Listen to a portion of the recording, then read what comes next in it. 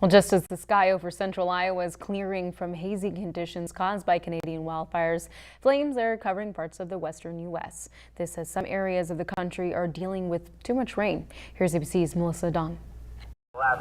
Scorching heat, bone-dry conditions, and gusty winds fueling numerous wildfires in the west. More than 30 uncontained large wildfires are now burning in 11 states, including California, Arizona, and Utah. Some of those fires prompting evacuations in California, including San Luis Obispo and Santa Barbara counties. The fast-moving Gifford fire has burned roughly 40,000 acres.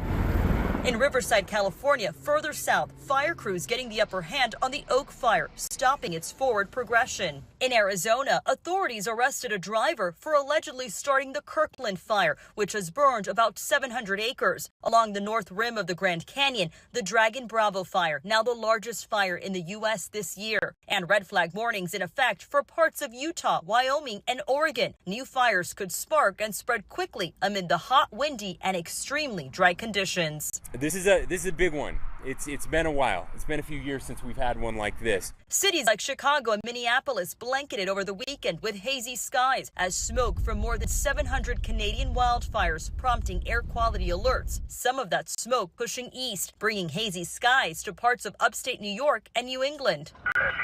And while much of the country is seeing hot, dry conditions, parts of the southeast are seeing too much rain. In Alabama, officials in Cleburne County say they were called to two separate rescues of people trying to cross flooded streets in their vehicles. 2 victims were rescued and 1 died at the scene. The threat of heavy rain and flash flooding could linger for some areas through Monday. Melissa Don, ABC News, Los Angeles.